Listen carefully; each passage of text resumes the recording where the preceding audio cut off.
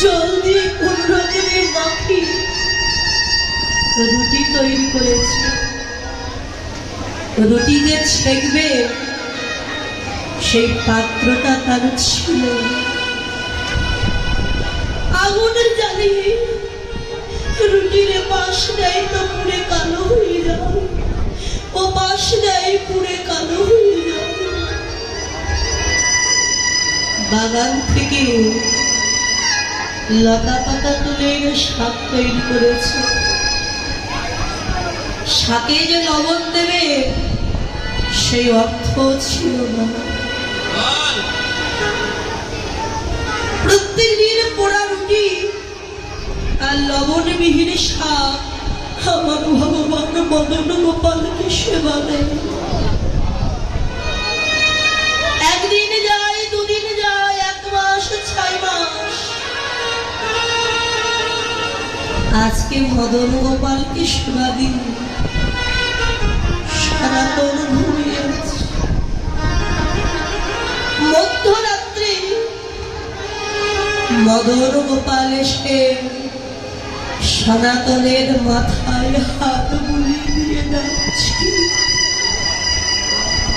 সনাতন, ও সনাতন, ঘুমিয়ে আছো?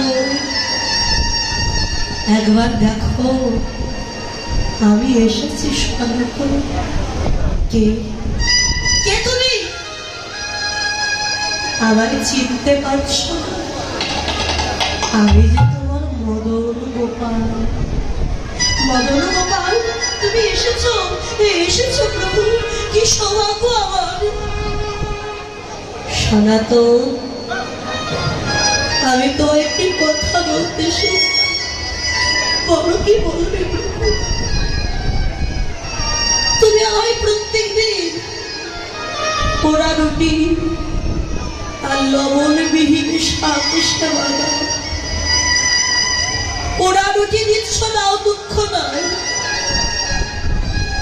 কিন্তু ওই লবণবিহীন শাক সেবা করতে আমার যে বড় কষ্ট হয়। কাল থেকে যখন সেবা দেবে, যদি পারো শাকে একটুখানি লবণ দিও। কি বলছো প্রভু? শাকে লবণ দেব? আমার যে অর্থ নাই, আমি যে দিন দরিদ্র কাঙাল ভিখারি। আজকে তুমি বলছো সনাতন লবণবিহীন শাক সেবা করতে পারছি না। কাল বলবে সনাতন ওই পোড়া রুটি আমি সেবা করব না। পরশু বলবে সনাতন আমায় রাজভোগ এনে দাও, নইলে আমি সেবা করব না। হে মদন গোপাল, সত্যি যদি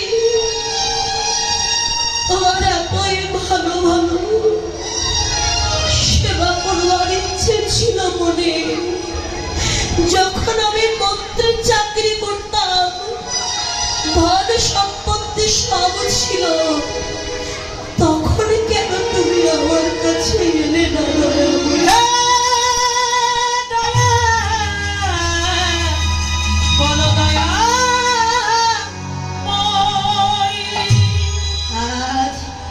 আমার পথের ভিখারি বানিয়ে আমার কাছে ভালো সেবা করতে চাইছ, কোথা থেকে দেব? আমার দেওয়ার সাধ্য। আমি চাই না প্রভু আমার জন্য তুমি কষ্ট পাও।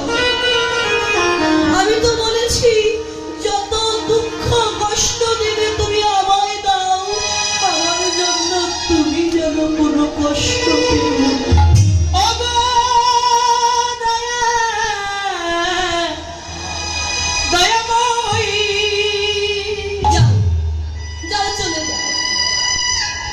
যে ভক্ত রাজভোগ সাজিয়ে যাচ্ছে,